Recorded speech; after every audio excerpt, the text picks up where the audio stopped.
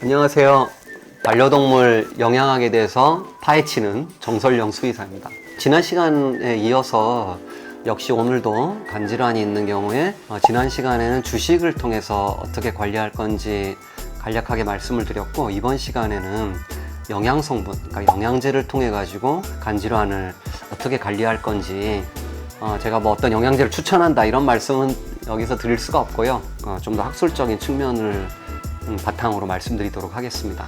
그래서 이제 간질환이 있는 경우에 여러 가지 영양 성분을 적용할 수가 있는데, 주로 이제 그 항산화 성분들이 많이 적용이 되고요. 일부 미네랄이라든가 비타민들이 이제 적용이 되는데, 항산화 성분에는 정말 여러 가지가 있습니다. 우리 사람 쪽에서는 밝혀진 것만 해도 10,000개가 넘을 정도라고 하니까. 근데 이 항산화 성분 중에 간질환에 좀 유독 연구도 많이 돼 있고 많이 사용하는 성분이 있습니다. 그게 이제 두 가지 성분인데, 샘E라는 성분하고 실리마린 또는 실리빈이라는 성분이 제일 많이 거론이 되고 있어서 좀 더 많이 설명해 보도록 하겠습니다. 먼저 그 영양제가 하는 역할은 공통적으로 간질환이 있어서 발생하는 여러 문제 보완해 주는 쪽으로 좀 많이 작용을 합니다. 간질환이 있는 경우에 이제 특정 성분이 혈중 농도가 떨어지는 경우에 우리가 그 영양 성분에 대해서 연구를 하는 그런 부분도 있고, 간질환이 있는 경우에는 이제 산화 스트레스가 발생을 하거든요. 그 산화 스트레스는 어떤 질병이 있는 경우에 체내에서 발생하는 어떤 유해 물질입니다. 그렇기 때문에 그 산화 스트레스를 관리하기 위한 그런 성분들도 있고, 그리고 이제 간 세포를 재생하기 위한 뭐 그런 성분들도 있습니다. 그래서 먼저 말씀드릴 성분은 샘E라는 성분이거든요. 효모 성분에서 추출해 가지고 우리가 샘E를 뽑아내기도 합니다. 근데 이제 샘E가 간질환이 있는 반려동물에 전 세계적으로 많이 사용되는 그런 보충제로 알려져 있고요. 주로 하는 역할은 항산화 효과, 그리고 이제 항염 효과도 일부 보고되고 있습니다.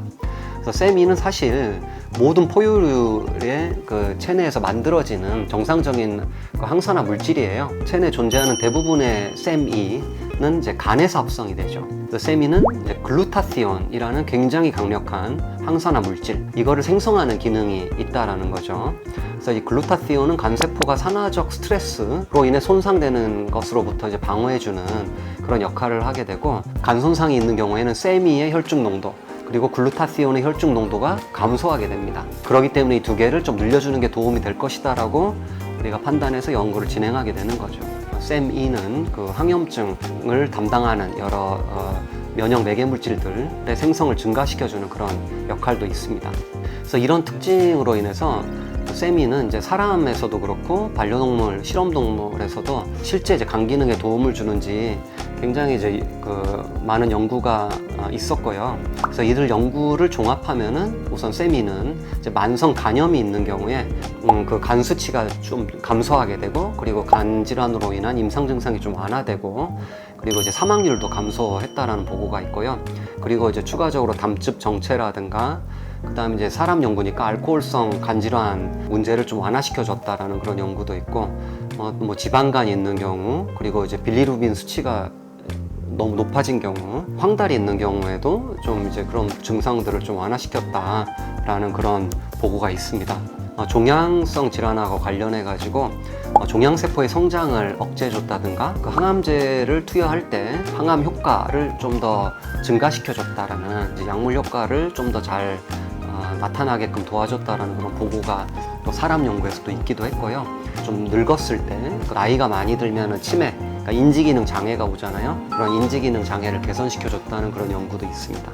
그리고 이제 개와 고양이를 대상으로 한 연구도 굉장히 많이 수행됐습니다.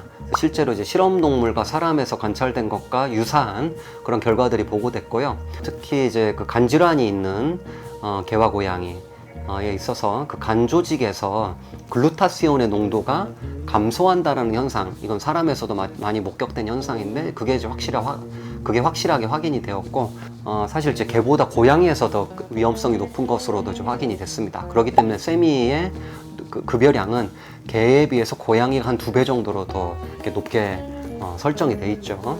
그래서 이제 개와 고양이에서 또 그 샘E가 항산화 작용이 있다는 걸 확실하게 우리가 확인했던 연구 중에 하나가 그 약물 중독으로 인해 가지고 산화 스트레스가 굉장히 발생한 케이스가 있는데요. 그러니까 이게 사람에서 많이 쓰는 약인데 동물에서 쓰지 말아야 될 약이 있어요. 이제 그거를 써가지고 동물병원에 내원하는 경우가 있거든요. 그 경우에 세미를 적용해서 그 간 손상을 경감시켜줬다는 그런 연구도 있습니다.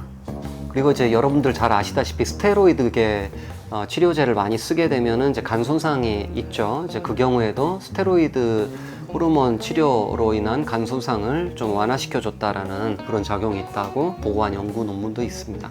그리고 마찬가지로 케이스 리포트인데요. 자일리톨을 섭취한 환자인데 그 자일리톨을 먹으면 안 되잖아요. 먹으면 저혈당증하고 이제 간 부전을 일으키는 문제를 가지고 있습니다. 그래서 이제 그 환자가 병원에 내원해가지고 이제 급성 간부전이 발생한 거죠. 그때 이제 세미하고 다른 성분이지만 N-아세틸시스테인이라는 성분이 있거든요. 그 두 개를 같이 적용해 봤더니 간 효소 수치가 한 달 만에 정상으로 돌아왔다라는 그런 보고도 있습니다. 참고로 자일리톨은 개고양이한테 매우 독성이 높은 그런 성분입니다. 연구에 의하면은 그 몸무게 체중 1kg당 0.1g만 먹어도 저혈당증이 일어나고요. 100mg이죠. 그 다음에 500mg만 먹어도 이 간괴사, 사망까지 일어날 수가 있습니다. 그렇기 때문에 굉장히 조심해야 되는 그런 물질이다라고 보시면 돼요. 그래서 이제 이 세미는 다른 어떤 그 성분들하고도 많이 같이 적용을 하는데 주로 많이 적용하는 게 실리빈 또는 뭐 실리마린이라고도 하는데 이걸 같이 먹이는 경우가 되게 많습니다. 그래서 이거 두 개를 같이 적용했을 때 간의 염증 및 산화 스트레스 감소를 유도했다라는 연구가 있고요. 그리고 이제 항암제를 투여할 경우에도 간독성이 있는데 그때도 이제 세미가 도움을 줬다라는 그런 연구도 있고요. 그래서 이제 이런저런 연구들을 종합해 보면은 세미하고 실리빈, 실리마린을 함께 적용했을 때 간세포 손상 그리고 이제 간담독의 기능 장애 등을 좀 많이 개선시켜줬다라는 그런 연구들이 많이 존재합니다. 그리고 또 그 케이스 리포트 연구 보고인데요. 남조류라고 있습니다. 그 물에 사는 어떤 식물이죠. 그 남조류를 섭취한 개가 또 내원해가지고 급성 간부전이 생긴 거예요. 그것 때문에 이제 구토를 하고 식욕부진 생기고 혼수 상태까지 이제 생긴 거죠. 그래서 이 상황에서 이제 수액을 하고 수혈 처치도 하고 그리고 세미하고 실리빈 같이 적용해가지고 치료에 성공한 케이스도 있습니다. 참고로 그 이 남조류는 시아노박테리아라는 그런 이제 식물인데요. 이 식물에는 마이크로시스틴 이라는 그런 독성 물질이 있습니다. 그래가지고 이 독성 물질 때문에 아까 이제 간 부전이 생긴 거예요. 이 독성 물질은 간 또 뭐 신경계, 콩팥 등의 독성을 나타내니까 조심해야 되는 건데, 그래서 예를 들어서 그 남조류가 막 이렇게 있는 데서 수영을 하거나 하면 안 되겠죠. 이제 그런 경우에 그걸 먹으면서 그런 독성 물질도 같이 섭취하게 되니까. 그리고 이 식물류를 가지고 이 남조류를 가지고 또 영양제를 만들기도 해요. 그래서 대표적인 게 스피룰리나가 대표적이거든요. 그래서 그 스피룰리나를 함유한 영양제를 먹이시는 경우에는 반드시 그 회사가 마이크로시스틴이라는 유해 물질이 관리가 되는지 여러분들 꼭 확인을 해주셔야 돼요. 잘못 먹는 경우에는 간 수치가 이제 증가할 수가 있습니다. 세미는 참고로 그 공기하고 이제 습기에 의해서 파괴되기 쉬운 성분입니다. 그렇기 때문에 여러 정제가 한 통에 들어있는 제품보다는 블리스터팩이라고 이제 하나를 보호된 형태의 어떤 그런 포장 형태가 좀 더 이제 선호되고요. 이 세미가 위산에 굉장히 취약해요. 그렇기 때문에 이제 쉽게 파괴됩니다. 위에 들어가게 되면은. 그러므로 정말 중요한 부분인데 이게 코팅이 돼 있어야 돼요. 그 성분은. 그래서 이거를 갈거나 뭐 심하게 부수거나 그래서는 안 된다라는 거예요. 그래서 이제 이 세미가 그리고 흡수율이 되게 낮아요. 그리고 이제 음식을 먹을 때 또 그 음식에 의해 가지고 흡수가 방해되기도 하고, 그래서 공복에 섭취하는 게 더 도움이 되고, 반려동물한테 이제 만약에 줄 때 잘 안 먹으면 약 소량의 간식하고는 뭐 섞어 주셔도 그 문제는 없습니다. 그리고 세미를 또 너무 많이 먹으면 부작용이 있겠죠. 그래서 이제 좀 위장관이 좀 예민한 애들 구토가 발생할 수가 있고, 그래서 이제 그 경우에 역시 소량의 음식하고 같이 섞어주면은 좀 구토와 같은 문제가 좀 덜 발생할 수가 있다. 근데 이게 이제 세로토닌이라는 그 우리 행복 호르몬 있죠? 이 행복 호르몬하고 좀 상호 작용하는 그런 특징이 있어가지고 세로토닌의 수치를 높이는 약물들이 있어요. 그 약물을 적용할 때는 세미의 급여량이 너무 많지 않도록 좀 해줘야 되고, 그리고 이제 트립토판이라는 필수 아미노산이 있는데 그게 강아지 분리불안증에 많이 적용되기도 하거든요. 그 경우에도 역시 좀 그 트립토판의 양을 줄이거나 세미의 양을 약간 줄이거나 하는 그런 부분들을 생각을 좀 해야 된다라는 거죠. 그래서 그런 부분에선 좀 주의가 필요하지만은 보편적으로는 굉장히 안전한 성분입니다. 그리고 두 번째 성분은 그 세미하고 같이 굉장히 많이 사용되는 실리마린이라는 성분이에요. 실리마린에는 여러 종류가 있습니다. 그 중에 간 보호 효과가 있는 성분이 바로 실리빈 또는 실리비닌이라는 성분이죠. 그래서 이 실리마린은 사실 그 밀크시슬이라는 그 엉겅퀴라는 식물의 일종이거든요. 그래서 그 식물에서 추출한 어떤 성분이고 사람에서는 뭐 이미 2000년 전부터 관질환 치료제로 사용됐던 매우 잘 알려진 그런 성분이기도 합니다. 그래서 이제 시중에 유통되는 그게 거의 밀크시슬로 유통되는 경우도 있고 이 밀크시슬에서 추출한 성분이 실리빈 성분으로 유통되는 경우도 있는데 저는 개인적으로 이제 실리빈 성분을 더 선호합니다. 왜냐하면은 이 밀크시슬을 먹으면은 그 중에 한 70 정도가 실리마린 성분이고요. 이 70 중에 한 반 정도가 실리빈 유효 성분의 그 비중이 되겠습니다. 그렇기 때문에 좀 더 적은 양으로 좀 더 많은 양의 유효 성분을 주는 게 좋기 때문에 실리빈을 좀 더 저는 선호합니다. 그래서 이 실리빈은 생물학적으로 활성도가 가장 높은 성분이라고 이해하시면 되고요. 이게 이제 항산화 작용, 항염증 작용, 간 조직이 섬유화 된다고 하는데 좀 딱딱해지면은 그거를 좀 완화시켜주는 항섬유화 작용을 가지고 있는 것으로 여러 논문을 통해서 이제 보고되고 있습니다. 그래서 우선 이제 실험 동물을 대상으로 연구된 거를 간략하게 살펴보면은 이 실리마린 또는 실리빈을 급여했을 때 간 기능에 이제 도움을 줬는데 간 손상으로 인한 간 염증, 뭐 산화 스트레스, 간의 어떤 그 병변 등을 개선시켜줬다라는 그런 결과들이 많고요. 그리고 이제 비소 같은 청산가리라고 하잖아요. 그런 이제 유해 중금속을 배설시켜 주는데도 실리마린, 실리빈이 도움을 줬다라는 그런 연구도 있고, 곰팡이 독소라든가 약물 중독으로 인한 간 손상 등도 실리빈을 급여해 줬을 때 이제 좀 그런 부분을 간 손상이 억제되는 것도 확인한 논문들도 있습니다.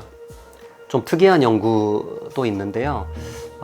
이 1980년대만 하더라도 실험 윤리라는 게 확보되지 않은 상황이라 가지고 강아지한테도 좀 그런 실험들을 했는데 이 강아지한테 독버섯을 먹였습니다. 그렇게 하면 이제 일부는 사망하겠죠. 근데 이제 두 그룹으로 나눠 가지고 한 그룹은 실리빈을 먹이고 다른 한 그룹은 실리빈을 안 먹인 겁니다. 안 먹인 그룹에서는 결국 33%가 사망했습니다. 간성 혼수로 사망했고, 실리빈을 먹인 그룹에서는 사망한 강아지가 한 마리도 안 나왔어요. 그리고 이제 간 효소 수치도 좀 더 낮게 유지가 된다는 그런 결과를 얻은 보고도 있고요. 그리고 다른 이제 고양이 연구인데요. 이거는 사람의 실수인데 사람 약을 고양이한테 이제 먹인 거예요. 사람한테는 괜찮지만 고양이한테는 독성 있는 약이 있습니다. 그 약을 먹어가지고 고양이가 간 수치가 엄청나게 상승하고 증상이 나타나는 거죠. 그때 이제 그 실리마린을 적용했을 때 그 수치가 굉장히 잘 완화됐다라는 그런 연구도 있습니다. 사람을 대상으로 수행된 연구들을 살펴보면은 우선 이제 간 부전 환자들의 간 기능이 이제 빠르게 회복되는 것을 확인한 그런 연구도 있고, 그리고 치료를 하기 위해서 여러 가지 약물을 쓰게 되는데 그런 이제 약물로 인한 간 독성을 완화시켜주는 그런 연구도 있고요. 간 질환이 심한 사람들이 있어요. 그래서 그 연구가 한 4년 정도 수행이 됐는데 간 질환이 심해가지고 일부 사망했거든요.